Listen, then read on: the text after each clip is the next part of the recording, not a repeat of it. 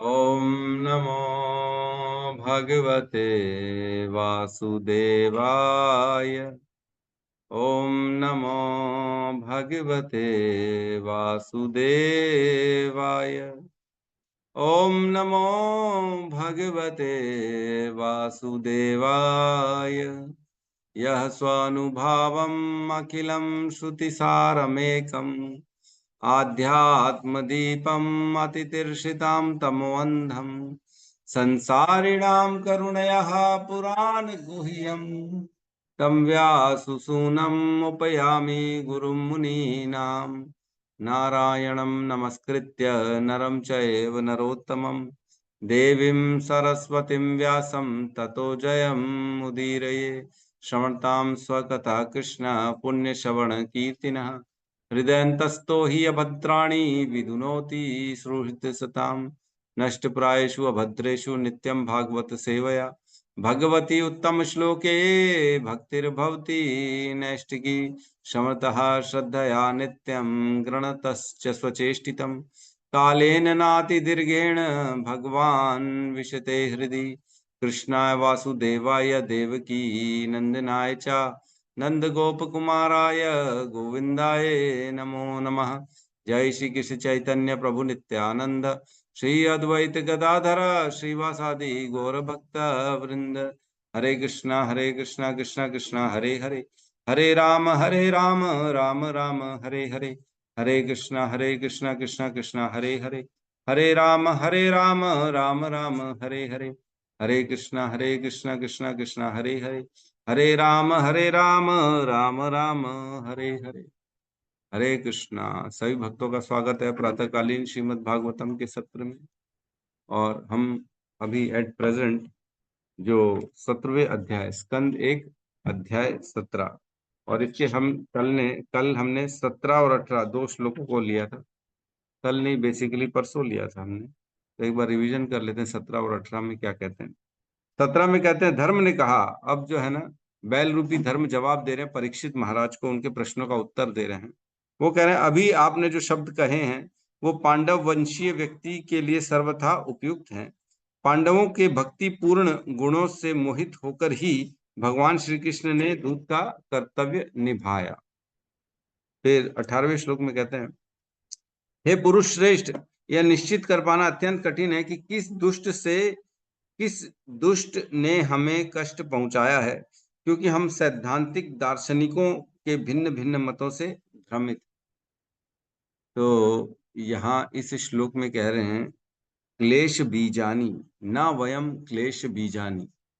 तो जब परीक्षित महाराज ने धर्म से पूछा कि आपको तकलीफ कौन दे रहा है बताइए, मैं उसे छोड़ूंगा नहीं, उसका हाथ उखाड़ दूंगा, यद्यपि वो भले देवता क्यों ना हो, स्वर्ग में रहने वाला।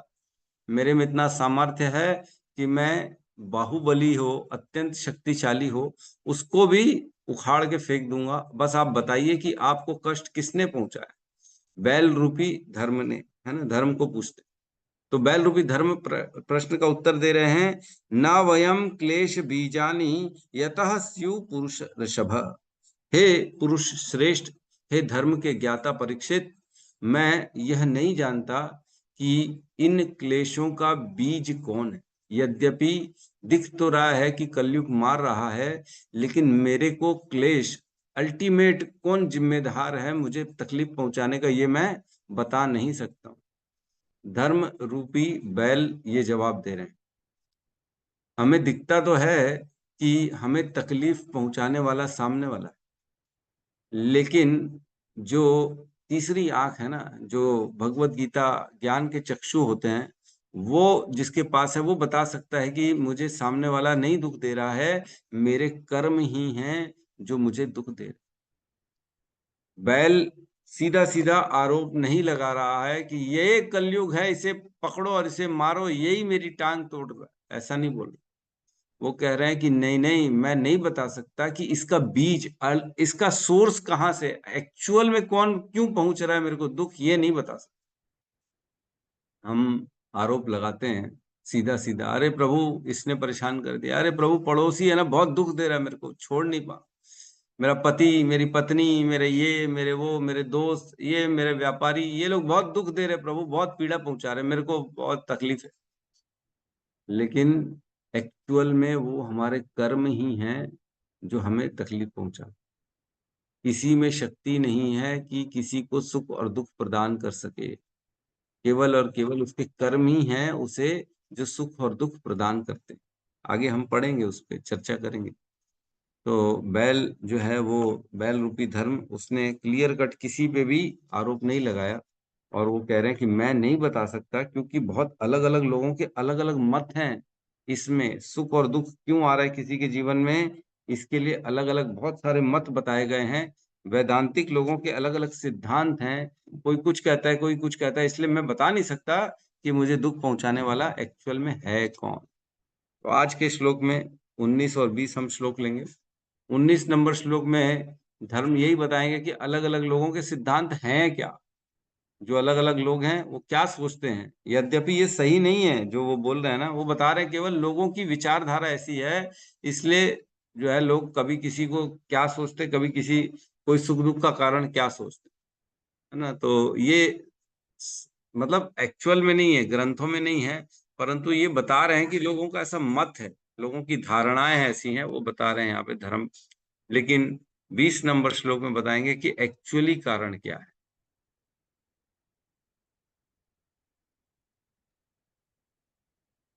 क्या हो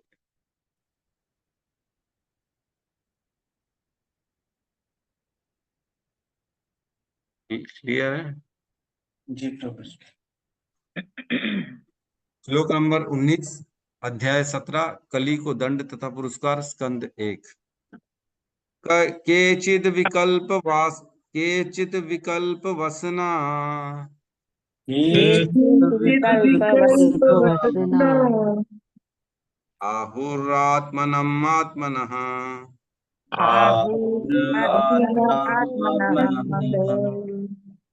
दैवं मन्ये परे कर्म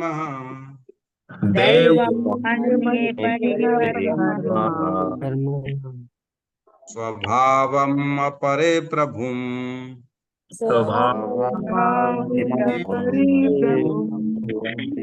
केचिद् विकल्पवसनः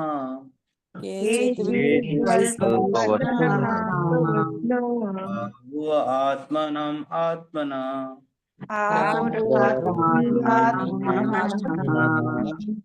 दैवं मन्ये अपरे कर्म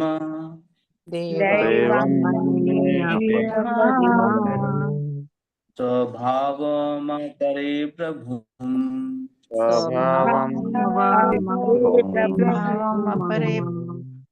केचिद् विकल्पवसना केचिद्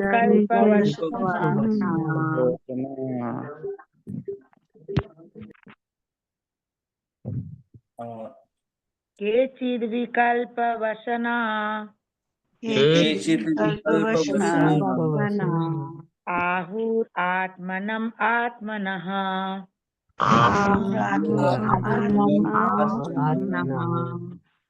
दैवं मन्ये अपरे कर्म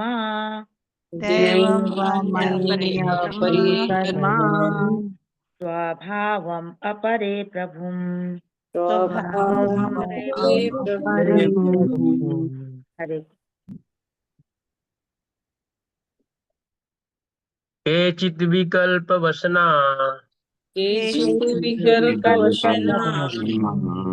आहुरात्मनम् आत्मनः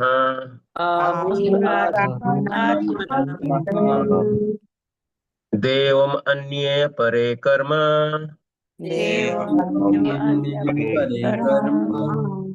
स्वभावम् अपरे प्रभुम्।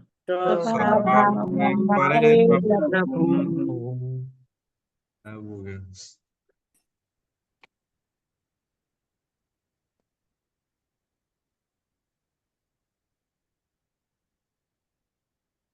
अनुवाद साइड में हो गया, साइड में हो गया प्रभु। अरे चल जाएगा क्या, नहीं? हाँ पढ़ लीजिए ना। अभी तो पढ़ना नहीं है। अनुवाद ही तो पढ़ना था, और ठीक है। ठीक है। फिर साइड में हो गया। चलिए अब अनुवाद पढ़ ही लेते हैं। सभी प्रकार की द्वैत को अस्वीकार करने वाले कुछ दार्शनिक यह घोषित करते हैं कि मनुष्य अपने सुख तथा दुख के लिए स्वयं ही उत्तरदायी है। अन्य लोग कहते हैं कि दैवी शक्तियां इसके लिए जिम्मेदार हैं, जबकि कुछ ऐसे भी लोग हैं जो कहते हैं कि इसके लिए कर्म जिम्मेदार है। और जो निपट भौतिकवादी हैं वे मानते हैं कि प्रकृति ही इसका अंतिम कारण है। ओम अज्ञानतिमिरन्दस्य ज्ञानाञ्जनशलाकया चक्षुरुन्मिलितं येन तस्मै श्री गुरुवे नमः। श्री चैतन्य मनोभीष्टं स्थापितं येन भूतले स्वयं रूपः कदा मह्यं ददाति स्वपदान्तिकम्। वन्देऽहं श्रीगुरु श्रीयुतपदकमलं श्रीगुरून् वैष्णवांश्च श्रीरूपं सागरजातं सहगण रघुनाथान्वितं तं सजीवं साद्वैतं सावधूतं परिजन सहितं कृष्ण चैतन्य देवं श्री राधा कृष्ण पादान् सहगण ललिता श्री विशाखान्वितांश्च। हे कृष्ण करुणा सिंधु दीन बंधु जगतपते गोपेश गोपिका कांता राधा कांत नमस्तुते। तप्त कांचन गौरांगी राधे वृंदावनेश्वरी वृषभानुसुते देवी प्रणमामि हरिप्रिय। वाञ्छाकल्पतरोभश्च कृपा सिन्धुभ्य एव च पतितानां पावनेभ्यो वैष्णवेभ्यो नमो नमः। नमो विष्णुपादाय कृष्णपृष्ठाय भूतले श्रीमते भक्तिवेदांत स्वामीति नामिने। नमस्ते सारस्वती देवे गौरवाणी प्रचारिणे निर्विशेष शून्यवादी पाश्चात्य देशतारिणे। जय श्री कृष्ण चैतन्य प्रभु नित्यानंद श्री अद्वैत गदाधर श्रीवासादि गौर भक्त वृंद। हरे कृष्णा कृष्ण कृष्ण हरे हरे हरे राम राम राम हरे हरे। हरे कृष्णा कृष्ण कृष्ण हरे हरे हरे राम राम हरे कृष्ण। तो आप सभी का स्वागत है। इस श्लोक में कह रहे हैं, यहाँ पे जो है ना एक्चुअल में मत बताए जा रहे हैं, ये सही नहीं है ना, ये एक्चुअल कारण नहीं है, लेकिन केवल यहाँ पे धर्म के द्वारा दूसरों के सिद्धांत बताए जा रहे हैं। जो भौतिकवादी हैं, जो मायावादी, उन लोग क्या सोचते हैं कर्म के बारे में वो बता रहे हैं। केचिद विकल्प वसना, केचिद बहुत से लोग, उनमें से बहुत से लोग हैं जो सिद्धांतवादी हैं, उनमें से कुछ जो विकल्प वसना है। विकल्प वसना मीन्स यहाँ पे जो है ना, जिन्होंने सभी प्रकार के विकल्पों को ढक दिया। विकल्प वसना जो अन्य चॉइसेस को अब स्वीकार नहीं करते। विकल्प वसना, विकल्प जो नहीं देते हैं, उनके पास कोई भी और विकल्प नहीं है। वो क्या है, एक ही सिद्धांत को लेके चलते हैं कि अहम ब्रह्मास्मि, मैं ही ब्रह्म हूं, मैं ही भगवान हूं। मायावादी, जो मायावादी सिद्धांत होते हैं उनके बारे में बात चल रही है। विकल्प वसना, वो और कोई चॉइसेस नहीं देते। अरे नहीं, कुछ नहीं है, न भगवान है न कुछ और है, केवल और केवल आप ही हो, आप ही हो जो बस सब चल रहा है। ब्रह्म है और आप हो, अहम ब्रह्मास्मि, और आप ही ब्रह्म हो, ब्रह्म भी वही है, सब एक ही है और कुछ नहीं। विकल्प नहीं देते, मतलब और कोई द्वैत है ही नहीं, अद्वैत, एक ही है, दो दो नहीं है, एक है, सब एक है। विकल्प वसना और कुछ नहीं। क्या बोलते हैं वो लोग, घोषित करते हैं, आहुर मीन्स घोषित करते हैं। ऐसे लोग क्या घोषित करते हैं, आत्मनम आत्मनः, कि जो सुख दुख का कारण है। अभी क्या बात चल रही है, सुख दुख का कारण है। क्या सुख दुख का कारण है, आपके दुखों का कारण क्या है? तो ब्रह्म धर्म बताते हैं कि कुछ लोगों का सिद्धांत है, वो सोचते हैं कि सुख दुख क्यों आता है, तो बता रहे हैं वो सोचते हैं, जो मायावादी होते हैं वो ऐसा सोचते हैं कि आत्मनम आत्मनः, व्यक्ति के जीवन में जो सुख दुख आता है वो उसी के कारण आता है। आत्मनः मीन्स वही जो मन है, वही जो आत्मा है, वही जो ब्रह्म है, वही कारण है, और सुख दुख और कोई कारण ही नहीं। व्यक्ति का मन, आत्मनम आत्मनः का हमने कई बार पढ़ा अर्थ, कई जगह मन भी लिया जाता है, कई जगह आत्मा भी लिया जाता है, कई जगह ब्रह्म भी लिया जाता है। तीनों लिया जाता है इसका मीनिंग, तो हम भी तीनों लेंगे। ब्रह्म भी माना जा सकता है, और आत्मा भी माना जा सकता है, और मन भी माना जा सकता है। तो मन ही है सुख दुख का कारण व्यक्ति का। तो क्या मन ही है? मन एक कारण हो सकता है, लेकिन मन ही कारण है ये कहना गलत है ना? समझ में आ रहा है? मन आत्मा एक कारण हो सकता है सुख दुख का, लेकिन मन आत्मा ही कारण है सुख दुख का, तो ये गलत हो जाए। तो किसी को सुख मिल रहा है, किसी को दुख मिल रहा है ना, भेदभाव क्यों चल रहा है? अगर मन ही कारण है तो क्यों आदमी अपने आप को सुख दुख में डालेगा? नहीं डालेगा ना। मन से अगर चाहो सुखी होना तो सुखी हो जाएगा, मन से चाहो दुखी होना तो दुखी हो जाएगा। तो क्यों चाहेगा कोई दुखी होना अगर उसके मन के कारण? तो यहाँ मन को बताया जा रहा है। तो ऐसा यहाँ आत्म कर्म का विधान नहीं चलता, मतलब उनके हिसाब से कर्म का विधान नहीं चलता। आत्मा को ही खाली जो है ना कारण बताया, जो प्रकृति सुख दुख देती है उसको भी रिजेक्ट कर रहे हैं वो लोग। और वो लोग कह रहे हैं केवल मन की प्रेरणा से व्यक्ति के जीवन में, और वो पाप और पुण्य के कारण जो है, उनका कहना है कि पाप और पुण्य का कारण मन है, और इसलिए पाप और पुण्य के कारण सुख दुख आ रहा है। और पाप और पुण्य क्यों हो रहा है? क्योंकि मन जिम्मेदार, मन कराता है किसी से कर्म जिससे पाप और पुण्य उत्पन्न होता है, और उस पाप और पुण्य के कारण व्यक्ति के जीवन में सुख दुख आता है। और इन सब के पीछे क्या हो गया? केवल मन, ब्रह्म, मन, आत्मा, यही एक। तो ये एक्चुअल नहीं है, इसको हमको शास्त्र में ये लिखा नहीं है, ये सही नहीं है, ये केवल बताया जा रहा है कि कुछ लोगों की धारणा ऐसी होती है। आगे कह रहे हैं दैवम अन्य, कुछ लोग सोचते हैं, अन्य अन्य लोग सोचते हैं कि केवल देवता जिम्मेदार हैं सुख दुख के, है कि नहीं? कई लोग ऐसे होते हैं ना, बोले शनि का प्रकोप चढ़ गया प्रभु इसलिए बहुत तकलीफ आ रही है हमारे। तो खाली शनि है जो सुख दुख का कारण है ना? अरे बड़े रुष्ट चल रहे देवता हमारे, है ना? क्या करोगे प्रभु, हमने गलती कर दी, हमने देवता की उपासना नहीं करी, इंद्र की पूजा नहीं करी, इसलिए रुष्ट है और हमारे से हमारे जीवन में दुख आ रहा है ना? कई कई लोग बोलते हैं अरे तुम गणेश जी की पूजा करो, देवी माँ की पूजा करो, तभी तो तुम्हारे जीवन में सुख आएगा। कोई बेचारा दरिद्र है, उसको समझाया जा, अरे तू इसकी पूजा छोड़, दरिद्र का दरिद्र रहेगा। कृष्ण जो है वो तो सुदामा बना देता है व्यक्ति को गरीब बना देता है। कृष्ण का मित्र कौन? सुदामा। तो तुम सुदामा बनना चाहते हो तो कृष्ण की पूजा कर लो। नहीं नहीं, सुदामा थोड़ी बनना चाहते हैं हम तो बड़े आदमी बनना चाहते हैं। अरे तो छोड़ो, दुर्गा की पूजा करो, दुर्गा में बहुत शक्ति है जो तुमको धन दे सकती है, काली की पूजा करो।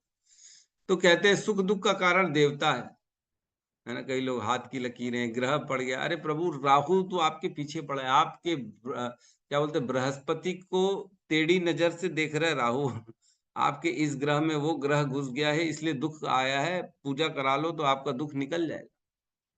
कई लोग ऐसा भी सोचते हैं। तो ये क्या सही है? ये सही नहीं है। देवता क्या सुख दुख देंगे?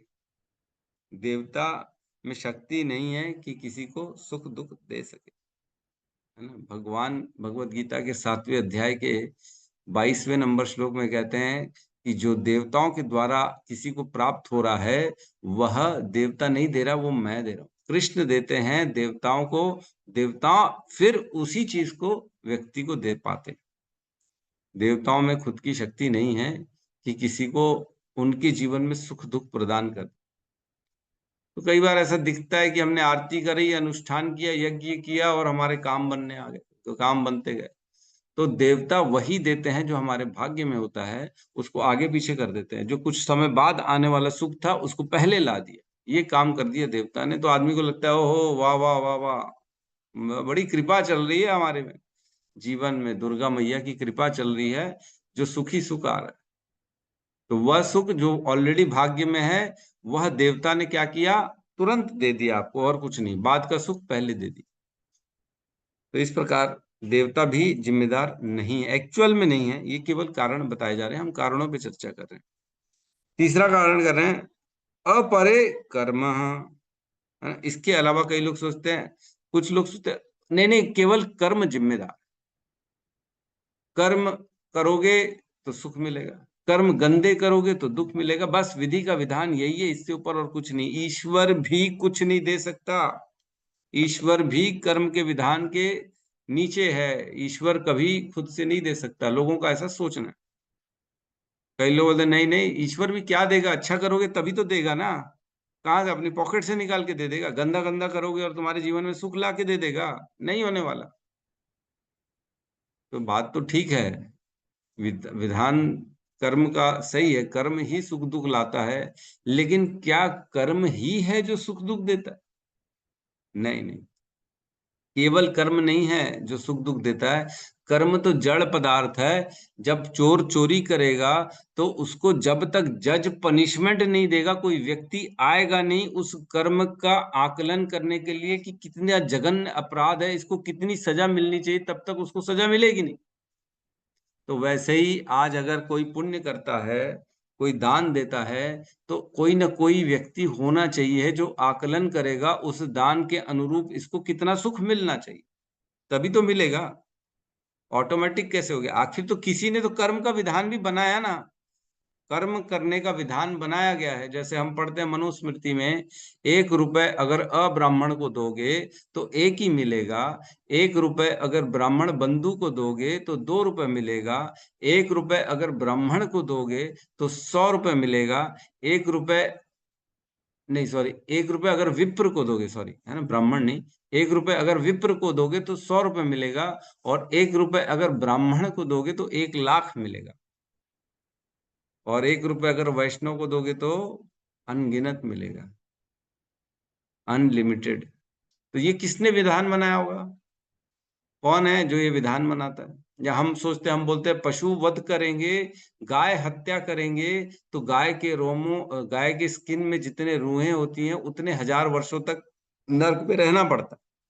तो ये विधान किसने बनाया? भगवान ने। भगवान ही कर्म के विधान बनाता है, इसलिए केवल कर्म जिम्मेदार नहीं है किसी के जीवन में सुख दुख लाने का। कर्म के विधान बनाने वाला तो कर्म से ऊपर हो गया ना। कर्म काटने की शक्ति भी कृष्ण में है, हमने पढ़ा है ना। सांख्यत्यम परिहास्यम वा स्थोभनम हेलनम एव वा वैकुंठ नाम ग्रहणम अशेष अघहरम वधु। जो मजाक मजाक में भी नाम ले ले, किसी को बताने के लिए नाम ले ले, अरे वो हरे कृष्णा वाले हैं ना मंदिर वहां टाटीबंध में, वो लोग ऐसा कर रहे, रथ यात्रा निकाल रहे, मुंह से नाम निकला कृष्ण का। कभी गाने में गा रहे हैं, अरे बढ़िया धुन थी, हरे कृष्णा, ऐसा भी गा लेगा तो मुंह से मां नाम निकला। या सीरियसली नाम ले ले, नहीं नहीं चैंटिंग करनी है मेरे को, उन्होंने बोला है प्रभु ने चैंटिंग करनी है, मतलब किसी भी तरह से कृष्ण का नाम ले ले तो उससे तुरंत पापों से मुक्त कर दिया जाता। 6 कैंटो के पहले अध्याय का ये श्लोक है, उसमें कहते हैं अगर कोई नाम ले ले किसी भी तरह से तो उसे अपने जीवन के पापों से मुक्त कर दिया जाता है। तो ये विधान किसने बनाया? शिव जी का नाम लेने से तो पापों से मुक्त नहीं हो रहा। अपना नाम ले लिए, अरे मैं हूं ना, मैं, केवल मैं, मेरा नाम लो, मेरा नाम जपो और तुम पापों से पार हो जाओ, ऐसा तो नहीं है। किसी का भी नाम लेने से पापों से मुक्त नहीं हो रहा व्यक्ति, लेकिन कृष्ण का नाम लेने से पापों से मुक्त हो रहा है। तो ये विधान कर्म का बनाया है किसी ने, तो ये विधान बनाने वाला तो कर्म से ऊपर हो गया ना। हाँ हो गया। तो इस प्रकार कर्म तो जिम्मेदार नहीं है, मतलब ये गलत धारणा है कि कर्म जिम्मेदार है, कर्म नहीं है, कर्म के ऊपर है, क्योंकि कर्म का सिद्धांत भी कोई व्यक्ति बनाता है। जज के बिना कर्म की सजा नहीं दी जा सकती। चोर को भी जज जब तक सजा का ऑर्डर नहीं देगा तब तक उसको नहीं मिलेगा, सजा नहीं मिलेगी। मतलब कर्म तो कर लिया, लेकिन व्यक्ति देगा उसका फल, तभी उसको फल मिलेगा। वैसे ही हमारे कर्मों का फल कृष्ण देंगे तभी हमको मिलेगा, मतलब कर्मों से ऊपर हो गया। और आखिरी में कह रहा है स्वभावम अपरे प्रभुम। कुछ लोग इसके भी परे हैं, वो लोग सोचते हैं कि केवल और केवल स्वभाव जिम्मेदार है। तो स्वभाव मीन्स प्रकृति। प्रकृति 2 प्रकार की हमने पढ़ी है, एक व्यक्ति के अंदर प्रकृति होती है और एक व्यक्ति के बाहर प्रकृति होती है ना। एक हमारे अंदर जिसको हम अपना नेचर बोलते हैं, और एक बाहर नेचर जो इस संसार को नेचर कहा जाता है, वो नेचर। 2 प्रकार के नेचर, एक अंदर एक बाहर। तो यहाँ कह रहे हैं वह प्रकृति जिम्मेदार है किसी को सुख दुख देने की। हाँ ये भी सही है, प्रकृति ही हमारे को मच्छरों से कटवा रही है। अरे प्रभु इतने मच्छर काटे, रात भर नींद नहीं है, परेशान हो गया, दुखी हो गया हूं मच्छरों से। अरे तो मच्छर किसने बनाया? प्रकृति ने बनाया। प्रकृति के कारण जो है हमको दुख हो रहा है। कई लोग बड़ा तनाव ले लेते छोटी सी बात का, एक ही घर के दो भाई हैं, एक भाई तनाव ले रहा है, अरे बहुत दुखी हूं मैं, 2 दिन से मेरे धंधा नहीं हुआ, आज गल्ले में कोई पैसा नहीं है। और दूसरा उसी का भाई बोलता है, उसी धंधे में बैठा, अरे क्यों टेंशन लेता है, भगवान देंगे ना, इसमें टेंशन क्या बात है, इसमें कोई दुखी होने की कोई बात नहीं। दोनों एक ही धंधे में बैठ रहे हैं, एक भाई बड़ा दुखी हो रहा है क्योंकि धंधा नहीं हो रहा, एक भाई संतुष्ट है, वो कृष्ण की शरणागति है। तो दोनों की स्थिति परिस्थिति सेम है, लेकिन एक दुख को अनुभव कर रहा है, एक सुख को अनुभव कर रहा है। तो इसके पीछे का कारण क्या हो गया? स्वभाव, प्रकृति। प्रकृति के कारण उसे सुख हो रहा है और इसको दुख मिल रहा है। यद्यपि स्थिति परिस्थिति दोनों की सेम, तो प्रकृति ही जिम्मेदार है ये कहना मुश्किल है, लेकिन प्रकृति भी जिम्मेदार है ये कहा जा सकता है। तो यहाँ पे 4 कारण बताए बैल रूपी धर्म ने कि आत्मनः मीन्स मन, आत्मा या ब्रह्म, वह जिम्मेदार है व्यक्ति के जीवन में सुख दुख लाने के लिए। दूसरा कारण बताया, नहीं नहीं, कुछ लोग कहते हैं देवता जिम्मेदार हैं सुख दुख लाने के, जीवन में सुख दुख आने के कारण। नहीं नहीं, फिर कहते नहीं नहीं, दूसरे देवता भी नहीं, कुछ लोग कहते हैं कि केवल जो है कर्म जिम्मेदार है व्यक्ति को सुख दुख पहुंचाने के लिए। तो और चौथा कहते हैं नहीं नहीं, कर्म के अलावा भी कुछ लोग हैं जो कहते हैं नहीं नहीं, केवल प्रकृति जिम्मेदार है सुख दुख के लिए, क्योंकि जब तक शरीर है तब तक सुख दुख है, जिस दिन शरीर छूटा उस दिन सुख दुख चला गया।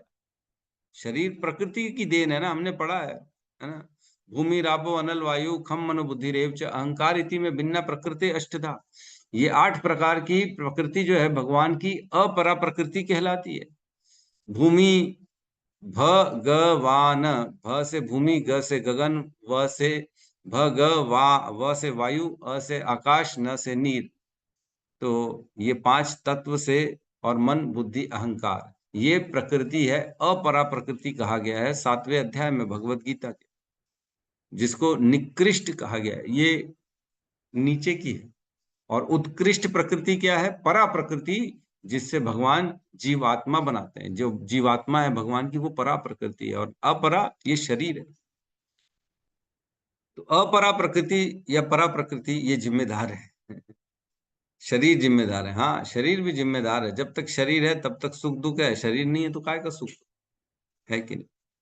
तो इस प्रकार 4 कारण बताए गए हैं धर्म के द्वारा, जो एक्चुअल में सही नहीं है, ये केवल लोगों की धारणा बता रहे हैं धर्म की। इस कारण मैं कंफ्यूज हूं कि मुझे दुख और सुख देने वाला कौन है, मैं कैसे बताऊं आपको, क्योंकि उससे परीक्षित महाराज ने प्रश्न किया था कि बीज क्या है, क्लेश बीजम, आपको दुख पहुंचाने का सोर्स क्या है, अल्टीमेट कारण क्या है, क्यों दुख पहुंचाया और किसने पहुंचाया, तो मैं उसको मारूंगा, उसका वध कर दूंगा।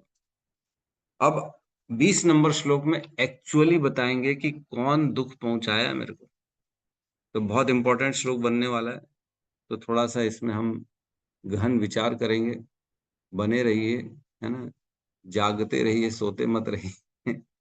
कुछ लोगों को नींद आ जाती है, अरे इतने सिद्धांत बता रहे हैं, ये सब क्या, ये तो हम सोचे नहीं थे कि भागवतम में पढ़ेंगे, हम तो सोचे कथा वथा सुनेंगे, कृष्ण जन्म लीला सुनेंगे, कृष्ण का विवाह सुनेंगे, रुक्मणी हरण सुनेंगे, ये क्या सुना रहे हो आप। तो श्लोक क्रमांक 20 में प्रवेश करते हैं। अप्रतर्क्यात निर्देशात अप्रत्यक्षार्थनिर्देश्य केशवपि निश्चयः इति केष्वपि केष्वपि निश्चयः निश्चयः अत्रानुरूपं राजर्षे अत्रानुरूपं अत्रानुरूपराजस्य राजेश्वरे विमृश्यः स्वमनीषया विमृशस्वामिनिश्चया अप्रत्यक्रियात निर्देश्यात् अप्रत्यक्षार्थनिर्देश्य तीकेषु अपि निश्चय इति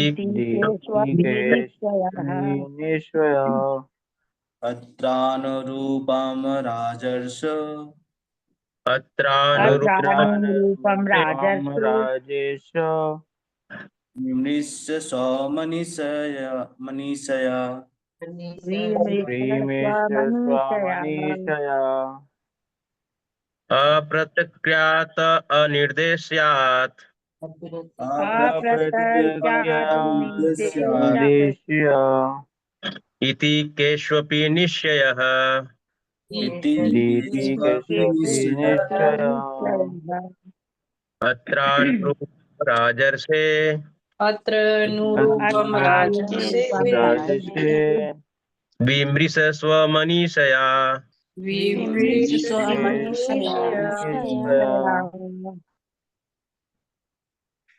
अनुवाद। कुछ ऐसे भी चिंतक हैं जिनका विश्वास है कि न तो तर्क द्वारा कष्ट का कारण निश्चित किया जा सकता है, न उसे कल्पना से जाना जा सकता है, न ही शब्दों द्वारा उसे व्यक्त किया जा सकता है। अतः हे राजऋषि, आप अपनी बुद्धि से यह सब सोचकर अपने आप निर्णय करें। देखो, एक प्रश्न पूछा कि आपको कष्ट कौन दे रहा है, परीक्षित महाराज ने धर्म से, बैल से। इतनी लंबी व्याख्या कर दिए। बोले कुछ लोग सोचते हैं आत्मा के कारण है, कुछ लोग सोचते हैं कर्म कारण है, कुछ लोग सोचते हैं प्रकृति कारण है, कुछ लोग सोचते हैं देवता कारण है। ये 4 कारण पिछले श्लोक में बताए। अब यहाँ कह रहे हैं कि तर्क से नहीं जाना जा सकता या चिंतन से नहीं जाना जा सकता कि हमको दुख देने वाला कौन है। इसलिए मैंने आपको सारे लोगों के बारे में बता दिया। अब आप ही सोचो कौन मुझे दुख दे रहा है। अगर रोहिणी नंदन प्रभु कल मेरे को बोले, प्रभु एक छोटा सा काम है बेस में, आइए और सेवा दीजिए। सपोज करो कह रहे हैं, प्रभु आइए चावल ले आइएगा, सेवा दीजिएगा। तो मैं जाके कहूँ, प्रभु चावल सफेद भी हैं, काले भी हैं, चावल छोटे भी हैं, बड़े भी हैं, चावल मोटे भी हैं, पतले भी हैं, लंबे भी हैं, छोटे भी हैं, आप बताइए कि मैं कौन सा चावल लाऊं। अरे बोले इतना तर्क देने की क्या जरूरत है, कोई भी ले आओ यार, क्या फर्क पड़ रहा है। अरे नहीं नहीं, बताओ, निश्चित करो पहले आप, फिर मैं लाऊंगा। अरे हम लोग ऐसी बात सुनते ही नहीं, क्यों? इतना लंबा चौड़ा व्याख्या कर दिया कि आपको कष्ट देने वाला कौन है। तो ये देखो, ये बुद्धिमान व्यक्ति का लक्षण है कि वो गहराई में जाता है ना। वह सोच समझ कर जवाब देता है, वो गलत कुछ नहीं बोलता, वो विचारशील होता है, वह जानता है, समझता है, बोलता है, मतलब जो सोचता है, विचारता है, फिर बोलता है, वो ऐसे नहीं बोलता। ये जो है ये इंटेलिजेंट व्यक्ति का लक्षण है। कई लोग कुछ भी बोला, अरे कुछ भी करो ना यार, क्या फर्क पड़ना, सब एक ही तो है। ऐसा नहीं, एक कैसे हो जाएगा, सब अलग अलग है, हर चीज अलग अलग। यहाँ कह रहे हैं अप्रकृतयाद अनिर्देशयाद। अप्रकृतयाद मीन्स जो तर्क वाले होते हैं, तर्क की शक्ति से जो वाद विवाद करते हैं, ये सही वो गलत, ये ठीक वो नहीं, ये नहीं वो नहीं, ऐसा करो वैसा करो, ऊपर नीचे करो, तर्क देते हैं, अलग अलग तर्क देते हैं। सुख का कारण ये है, दुख का कारण ये है। नहीं नहीं, सुख आपको जीवन में आया है, आपने जो है ना आज बिल्ली रास्ता काट गई, इसलिए आप जो इसको क्रॉस कर गए थे, इसलिए आपके जीवन में दुख आया है आज। कल ठीक हो जाएगा, कल सुबह उठ के सूर्य को जल चढ़ा देना, ठीक हो जाएगा। कुछ लोग कुछ भी कहते हैं, तर्क दे देते हैं, है ना। बीच में तो एक बाबा आए थे, वो कहते हैं नीले रंग का पर्स लेके चलो तो कृपा आएगी, है ना। कुछ 10 का नया नोट रखो गड्डी तो कृपा आएगी। तर्क दे रहे कुछ भी, सुख दुख का तर्क दे रहे। ये कोई तर्क होता है? ये कोई कारण है सुख दुख के आने का? बोले पीला वस्त्र पहनो तो सुख आना चालू हो जाएगा, तुम्हारी कृपा आना चालू हो जाएगी, जीवन में रुकी हुई है कृपा तुम्हारे जीवन। बड़ा अजीब टाइप का ये तो तर्क देते हैं। और लोग सुनते भी थे, बड़ा आश्चर्य। दो दो माइक पकड़ के कृपा, कोटि कोटि प्रणाम प्रभु जी, कृपा करो, दुख आ गया है। तो बोले तुम क्या करते हो, ये करो तो सुख आ जाएगा। ऐसा थोड़ी होता है। अप्रकृतयाद, कुछ लोग होते हैं जो तर्क देते हैं कि तुम्हारे जीवन में सुख दुख क्यों नहीं आ रहा। और कुछ लोग अनिर्देशयात। अनिर्देशयात मीन्स कुछ लोग विचारक होते हैं जो चिंतन की शक्ति से ये बताते हैं कि सुख दुख आता है, लेकिन एक्चुअल में सुख दुख परे है, चिंतन से भी परे है, तर्क की शक्ति से भी परे है। सुख दुख क्यों आ रहा है जीवन में, कोई तर्क करके नहीं पता कर सकता, कोई विचार करके चिंतन करके नहीं पता कर सकता कि सुख दुख क्यों आ रहा है जीवन। क्या निश्चित तौर से कोई बता सकता है कि सुख दुख का कारण क्या है? कोई नहीं बता सकता। आज वो हमारा एरोप्लेन का क्रैश हो गया, 250 लोग मर गए, तो क्या कोई निश्चित तौर से बता सकता है कि क्यों क्रैश हुआ? कोई नहीं बता सकता। क्या स्थिति थी, परिस्थिति थी, भगवान ही जाने, अब तो निकल गया, कोई नहीं बता सकता कि क्या कारण है। तो ऐसे केवल बातें करने से कुछ नहीं होता। अनुमान जरूर लगाया जा सकता है कि ये कारण रहा होगा, ये कारण रहा होगा, हमारे हिसाब से ऐसा ऐसा बना, हमको ये मेल आया, हमको ये सिम्टम्स दिख रहे हैं, ये वायु का वातावरण, हवा ऐसी चल रही थी, ऐसा ये मेंटेनेंस नहीं हुआ था उस प्लेन का, उसका इंजन वीक था, 10 साल पुराना था, ये था। अनुमान लगाया जा सकता है कि क्यों क्रैश हुआ, लेकिन एक्चुअल में क्यों हुआ ये कोई नहीं जाता है ना? तो यहाँ पे कह रहे हैं तर्क से सुख दुख का कारण नहीं निकाला जा सकता, और चिंतन से भी सुख दुख का कारण नहीं बताया जा सकता। इति केशवपि निश्चयः, ऐसे कुछ जो चिंतक महान लोग होते हैं वो ऐसा चिंतन, ऐसा निश्चित करते हैं, ऐसा निश्चित करते हैं कि तर्क के द्वारा नहीं बताया जा सकता और चिंतन के द्वारा नहीं बताया जा सकता। कौन लोग होते हैं ऐसे? केशवपि, वो व्यक्ति होते हैं जो एक निष्ठ होते हैं, है ना? केशवपी में हम जाएंगे। केशवपी है जो चिंतन करने वाले लोग होते हैं, वे जो ईश्वर को मानते हैं। पिछले श्लोक में जो ईश्वर को नहीं मानते वो उनका वर्णन हुआ था, लेकिन अब इस श्लोक में जो ईश्वर को मानते हैं उनका वर्णन चल रहा है। वो लोग क्या सोचते हैं, है ना?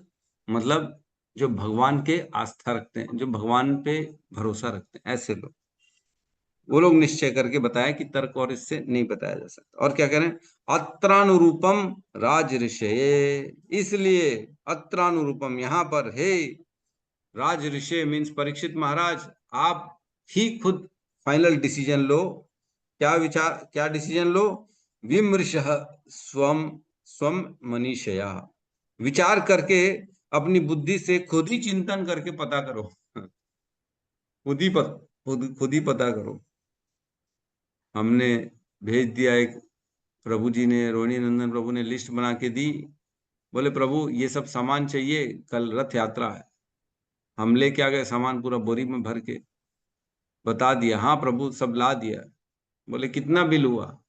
बोले आप बुद्धिमान हो, आप ही चिंतन करो और बिल का अमाउंट निकाल के बता दो कि कितने का बिल बना। तो अरे बोले बता दो रे यार, ऐसा कैसा कर रहे हो? अरे आप बुद्धिमान हो, इतना दाल लाया, इतना चावल लाया, इतना ये लाया, उतना चिंतन करो, बुद्धि लगाओ, आप निकालो। तो यह कहना है विमृशा स्वामनिशिया, मीन्स आप ही बुद्धिमान हो, हे परीक्षित महाराज, अब आप ही सोच के बताओ कि मुझे सुख और दुख कौन पहुंचा रहा है। तो ये गहरा श्लोक है एक्चुअल में। ये तो हम ऐसी विनोद में ऐसी बातें कर रहे हैं, लेकिन यहाँ पे एक्चुअल में बता रहे हैं कि ना ही तर्क के द्वारा, ना ही चिंतन के द्वारा कोई ये पता लगा सकता है कि उसके जीवन में सुख दुख क्यों है।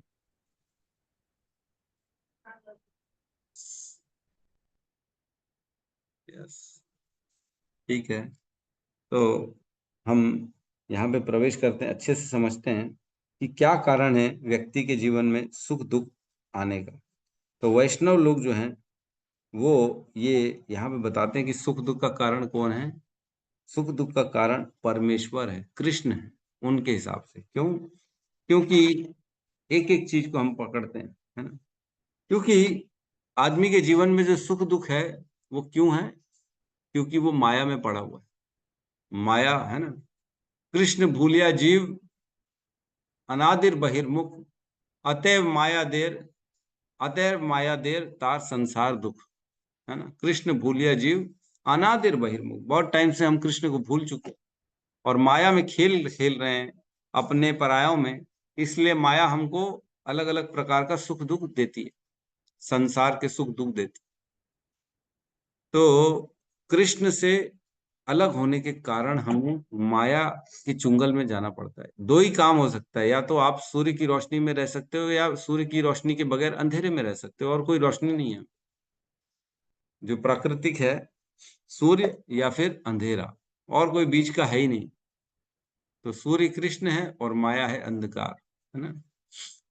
तो या तो कृष्ण की सेवा में रहो या तो माया की सेवा में रहो। तो माया की सेवा में रहेगा तो सुख दुख मिलता रहेगा, कृष्ण की सेवा में रहेगा तो सुख दुख से बाहर हो जाएगा। तो मतलब कृष्ण ही कारण है माया के, और माया सुख दुख का कारण। एक तो पॉइंट ये हो गया। दूसरा पॉइंट ये है, व्यक्ति जब इस संसार में आता है तो उसको अविद्या से ढक दिया जाता है, अविद्या से उसको आच्छादित कर दिया जाता है, मतलब उसको भुला दिया जाता है कि तुम हो कौन। ये अविद्या का काम है, हमने पढ़ा है। अविद्या ना दो प्रकार की होती है, आवरणात्मिका और प्रक्षेपात्मिका। मतलब एक तो वो हो गई जो आपको भुला देती है कि आपका स्वरूप क्या है, आप हो कौन। और दूसरी ये होती है कि आपको बताया जाता है कि आप एक व्यक्ति हो, आप एक इंटेलिजेंट आदमी हो, आप एक डॉक्टर हो, आप एक कलेक्टर हो। मतलब एक तो पहचान भुला दिया गया और एक तो गलत पहचान चढ़ा दिया गया, है ना। तो इस प्रकार से अविद्या हमारे जीवन में क्या करती है, हमको भुला देती है, जिसके कारण हम दुख में आते हैं। तो अविद्या किसकी शक्ति है? कृष्ण की शक्ति। हमने पढ़ा है कृष्ण ही है जिसके कारण अविद्या है। कृष्ण भुलवा देते हैं व्यक्ति को, क्योंकि व्यक्ति ने इच्छा करी थी ना। आज हम अगर कुछ इच्छा करेंगे तो उस इच्छा के भोग के लिए हमको जो है ये भूलना पड़ेगा कि हम कौन है। तो भगवान भुलवा देते हैं ताकि हम उस इच्छा को पूरी कर सकें। भगवान हमारी इच्छा पूरी करने के लिए ही हमारे ऊपर ये अविद्या डालते हैं, ताकि हम वह इच्छा पूरी कर सकें। समझ में आ रहा है कि नहीं? किसी को मुश्किल तो नहीं जा रही? अरे प्रभु जी समझ। आ रहा है ना। अविद्या के कारण व्यक्ति सुख दुख प्राप्त करता है, और दूसरा माया के कारण व्यक्ति सुख दुख का प्राप्त करता है। और ऐसा है कि कौन सा कार्य से कितना सुख दुख मिलना चाहिए, इसका निराधरण इसकी जो धारणा, इसका इसका कैलकुलेशन कोई करता है तो वो है कौन? कृष्ण। कर्म के आधार पे व्यक्ति के जीवन में सुख दुख आता है, हम जानते हैं। लेकिन कर्म का विधान लिखने वाला कौन है? कृष्ण।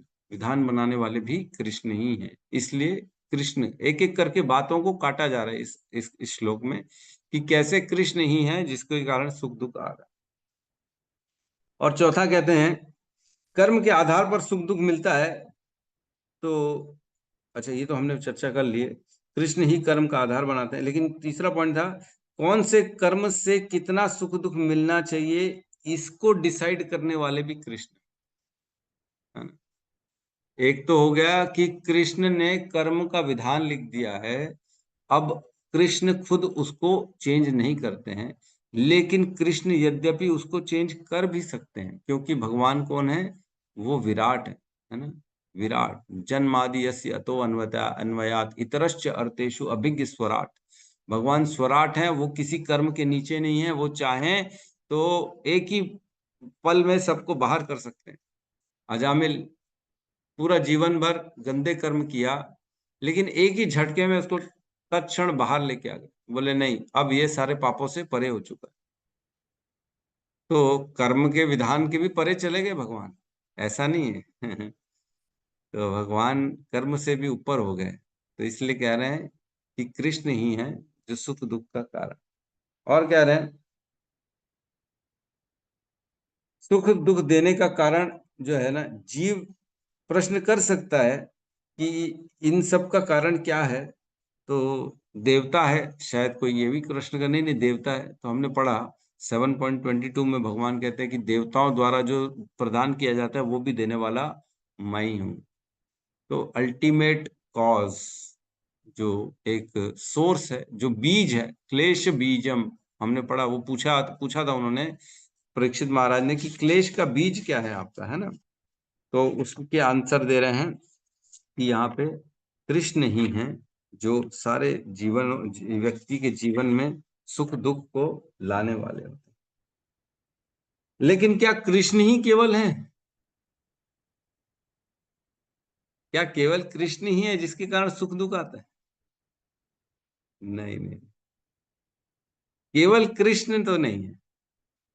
कृष्ण ने व्यवस्थाएं करी है सुख दुख की, लेकिन कृष्ण कारण ने, एक तरह से कारण है भी और एक तरह से कारण नहीं भी। बना दिया उन्होंने सब होटल, अब आप आ जाओ, आपको जो ऑर्डर देना है वो खाओ, जो पीना है वो पियो और जाओ। तो एक पर्टिकुलर चीज अगर हमने खाई तो उसका कारण कौन है? कृष्ण। वो होटल का मालिक नहीं, नहीं, होटल का मालिक कारण नहीं है आपके डोसे खाने का।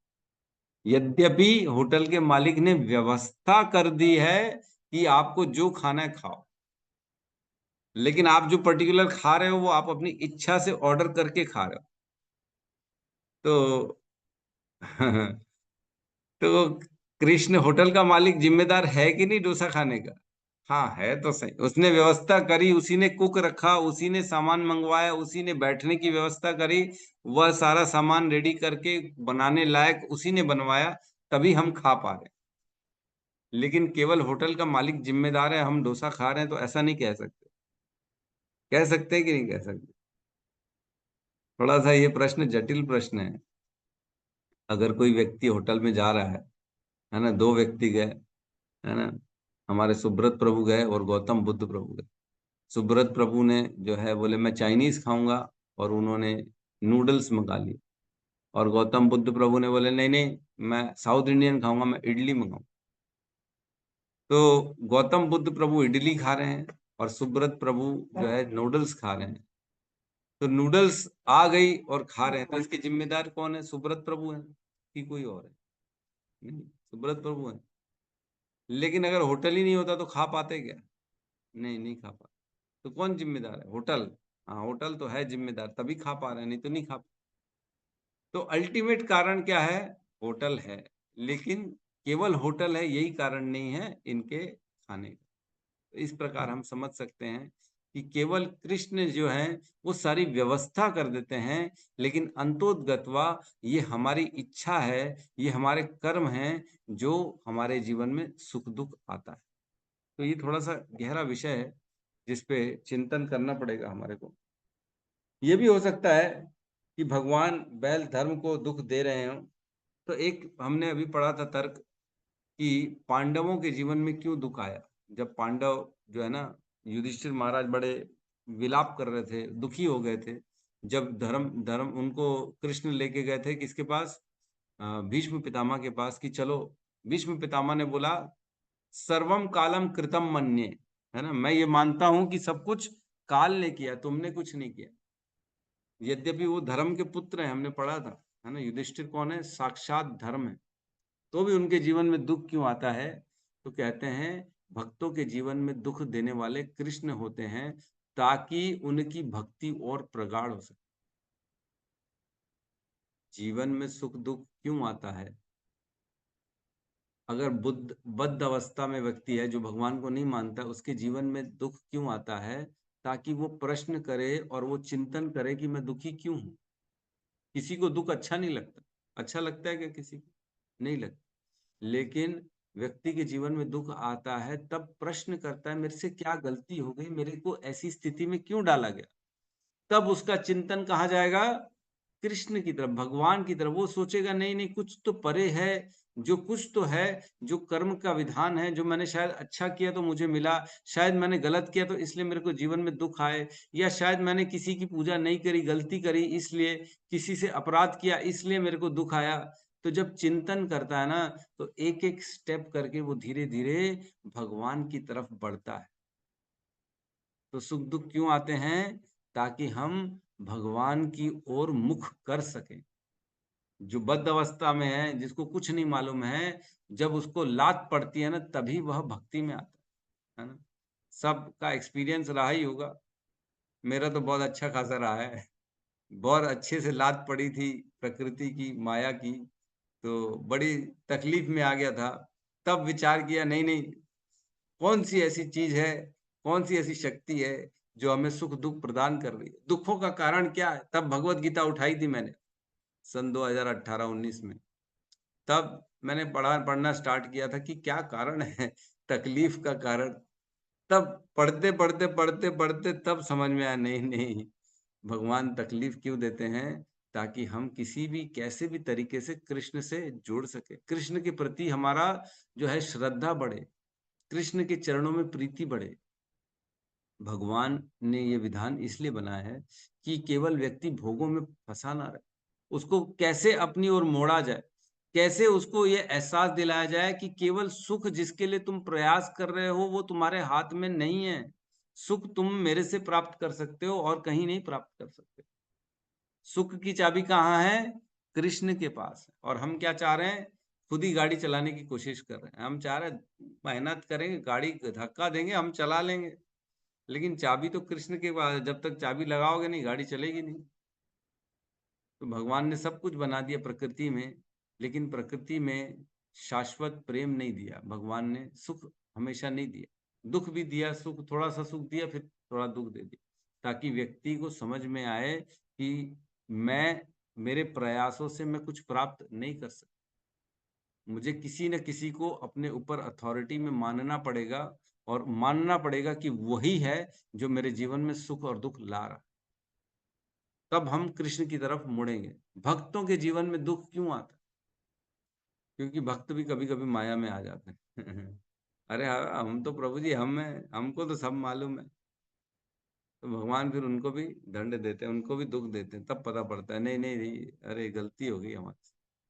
तो यहाँ पे इस प्रकार कह रहे हैं कि नहीं नहीं, कुछ चिंतक ऐसे हैं जो भगवान पे श्रद्धा रखते हैं और उनका कहना है केवल कृष्ण के कारण सुख दुख आता है। और वो भी क्यों आता है? ताकि हम कृष्ण की तरफ मुख करें और उनके चरणों में जाएं, उनकी शरण में जाएं, ताकि इन जो सांसारिक, जो क्षणिक सुख दुख, अशाश्वतम जो दुखालयम है, इससे हम बाहर जा सकें, है ना। माम उपेत्य पुनर्जन्म दुखालयम अशाश्वतम ना अपनोन्ति महात्मानम संसिद्धिम पराम गता। 8वें अध्याय में भगवत गीता में कहते हैं कुछ लोग ऐसे हैं जो माम उपेत्य पुनर्जन्म, मुझे मेरी शरण में आते हैं तो उनका दोबारा इस संसार में जन्म नहीं होता। कैसा संसार है? जो दुखालयम अशाश्वतम, यहाँ केवल दुख ही दुख है और अशाश्वत है, ये परमानेंट नहीं है। कुछ दुख होगा तो दुख भी परमानेंट नहीं होगा, कुछ टाइम के लिए सुख आ जाएगा, फिर परमानेंट नहीं है, फिर चेंज हो जाएगा, बस बस बार बार परिवर्तन होता जाएगा।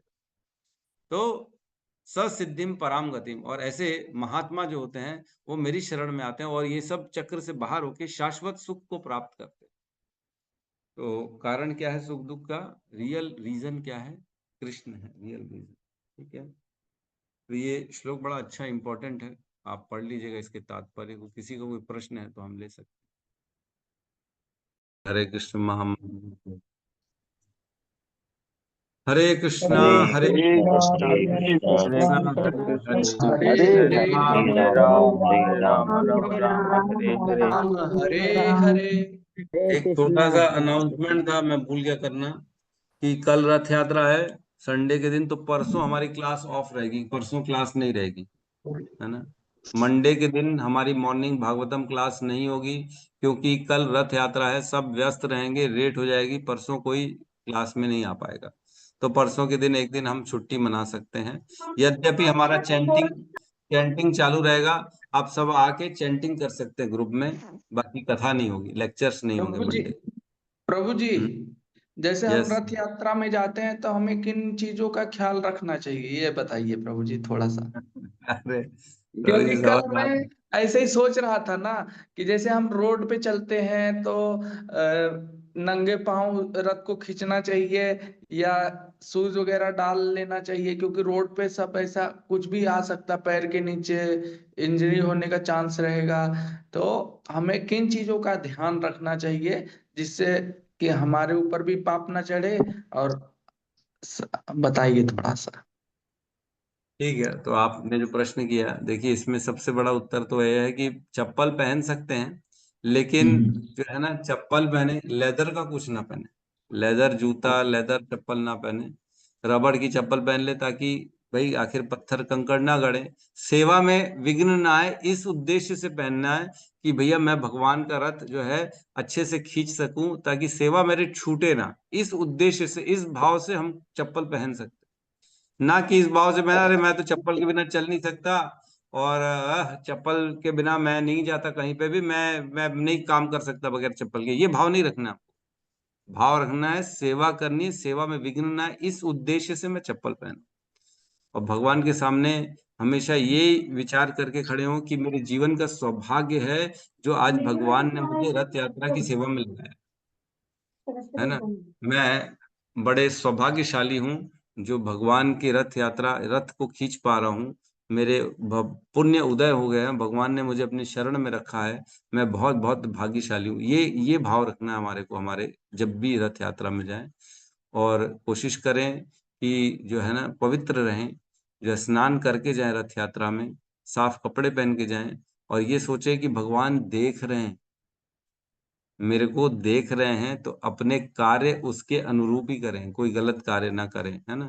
वो तो वैसे भी हमेशा देखते हैं भगवान, परंतु साक्षात जब हम वहां पे उनकी सेवा में जा रहे हैं तो कोशिश करें, डांस करें भगवान के सामने। भगवान जो पूरे ब्रह्मांड के स्वामी हैं, उनकी यात्रा चल रही है, वो उनके साथ हम उनके उनके सेवक बन के हम जा रहे हैं, तो उनके साथ जश्न मनाना चाहिए कि बताओ, पूरे ब्रह्मांड के स्वामी हमारे साथ हैं, कितना बड़ी बात है। प्रसन्न रहना चाहिए, भगवान का नाम जप करना चाहिए, और शुद्धता का आचरण करना चाहिए, प्रसाद पाना चाहिए, और कुछ नहीं पाना चाहिए।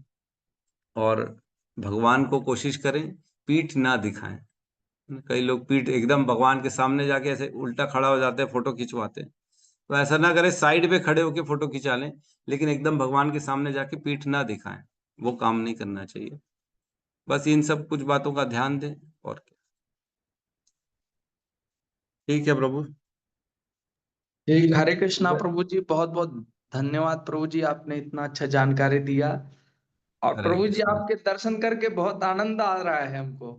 हरि बोल, धन्यवाद धन्यवाद। और प्रभु जी, एक छोटा सा कुछ बताइए ना। जैसे मुझे बहुत आलस रहता है, इतना आलस कि अभी देखिए, उठने की कोशिश करता लेकिन उठ नहीं पा, बहुत आलस है जीवन में। ऐसा क्यों हो रहा है प्रभु जी? ये कुछ ऐसा हमारे जीवन में निगेटिव वगैरह रहता है, क्यों रहता है? बहुत आलस है प्रभु जी। देखो, आलस क्यों होता है? तमोगुण के कारण आलस होता है व्यक्ति के जीवन में। तीनों हाँ। गुण जो है ना, हमेशा कोशिश करते हैं कि हम इस व्यक्ति के ऊपर कब्जा करके रखे, हमें यहाँ पे लीडर बने रहे, इस व्यक्ति के हम अधिष्ठाता बने रहे। तमोगुण हो, सतोगुण, रजोगुण हो, तीनों कोशिश करते हैं एक व्यक्ति के ऊपर अपना कब्जा करने के लिए। तो हमें कोशिश करनी चाहिए सतोगुण में रहने की। सतोगुणी आचरण करें, सतोगुणी खाना खाएं, सतोगुणी विचार रखें, सतोगुणी कर्म करें, सतोगुणी दान दें, सतोगुणी समय में ही अपने कार्य करें। जैसे दोपहर का समय होता है वो रजोगुणी होता है, और शाम रात का समय तमोगुणी होता है। तो भक्तों को ये बोला जाता है तमोगुण में ज्यादा जगना नहीं चाहिए, फटाफट सो जाना चाहिए रात का समय, जल्दी उठना चाहिए ब्रह्म मुहूर्त में, क्योंकि ब्रह्म मुहूर्त सतोगुणी समय होता है। तो जैसे जैसे हम जितना जितना सतोगुण का संग करेंगे, उतना उतना हमारे जीवन में सतोगुण बढ़ता है। अन्य अन्य क्षेत्र में भी सतोगुण बढ़ता है ना। जिस भी चीज को ज्यादा हम पोषण देंगे, 4 पौधे लगे हैं, एक ही में पानी डालोगे, 3 में नहीं डालोगे, तो एक पौधा बढ़ता बढ़ता बढ़ता चला जाएगा, बाकी 3 छोटे छोटे छोटे होके एक दिन मर जाएंगे। तो वैसे ही सतोगुण, रजोगुण, तमोगुण है। केवल सतोगुण को पोषण देना है हमको, रजोगुण और तमोगुण को पोषण नहीं देना है। तो इसलिए हमको समझना पड़ेगा कि रजोगुणी, सतोगुणी, तमोगुणी से मतलब क्या करने से केवल सतोगुण बढ़ेगा। तो वो कार्य करें जिससे सतोगुण बढ़े। सुबह उठें, साफ साफ पवित्र प्रसाद पाएं, केवल प्रसाद पाएं, और गलत लोगों का संग ना करें, गंदी बातें ना करें, और गंदे विचार ना लाएं, गंदी पिक्चर्स, मोबाइल्स ना देखें, और अपने आप को शुद्ध रखें, पवित्र रखें, स्नान करें दिन में 3-4 बार, भगवान का नाम जप करें, जल्दी सोएं, जल्दी उठें। ये सब करने से, धीरे धीरे पढ़ने से, सुनने से हमारे जीवन में सतोगुण आएगा, फिर धीरे धीरे दृढ़ता बन जाएगी प्रभु जी, कोई दिक्कत नहीं। ठीक है प्रभु जी। ठीक, धन्यवाद प्रभु जी। धन्यवाद। और हरे वैसे कृष्ण तो हरे आपके कृष्ण। संग में जुड़े हुए हैं, आप मार्गदर्शन करते ही रहेंगे। हाँ हाँ, आप लगे रहिए, हमारे साथ जुड़े रहिए। मेन क्या है, सुनने से सारा परिवर्तन आता है। डॉक्टर जब तक बोलेगा नहीं कि मीठा नहीं खाना है, तब तक व्यक्ति को कौन बताएगा कि मीठा नहीं खाना है? वो तो खाता रहेगा, खाता रहेगा। तो डॉक्टर बताता है नहीं खाना है, तो फिर खाना छोड़ देता है। अच्छा पेशेंट जो होता है, जिसको ठीक होना है, वो खाना छोड़ देगा। तो हम सबको ठीक होना है, तो हम जल्दी उठेंगे, जो जो सुनते हैं, हम श्रवण करते हैं शास्त्रों से, गुरुओं से, उसको फॉलो करेंगे, तो धीरे धीरे हम सतोगुण में आए। माला जब बढ़ाइए प्रभु जी, माला करिए कैसे भी करके, तो धीरे ठीक। धीरे सारे सारे अनर्थ निकलना चालू हो जाए। हम्म। ठीक है, चलिए ठीक है यहाँ पे प्रभु जी। क्लास को क्लोज करते हैं। सभी भक्तों को कोटि कोटि नमन। सभी भक्त वृंद की जय। शील प्रभुपाद की जय। जय जय। आनंदे। हरि हरि बोल। हरि हरि बोल। हरे हरि कृष्णा हरि। प्रभु जी, सादर प्रणाम। हरे कृष्ण हरे प्रभु जी। कृष्ण। हरे कृष्ण। हरे कृष्णा प्रभु जी। हरे कृष्ण प्रभु जी, हरे दंडों कृष्ण। प्रणाम। हरे कृष्ण प्रणाम प्रभु जी, प्रणाम, बहुत धन्यवाद प्रणाम। प्रभु जी। हरे कृष्ण। हरे हरे कृष्ण प्रभु, कृष्ण। धन्यवाद, प्रणाम। हरे कृष्ण।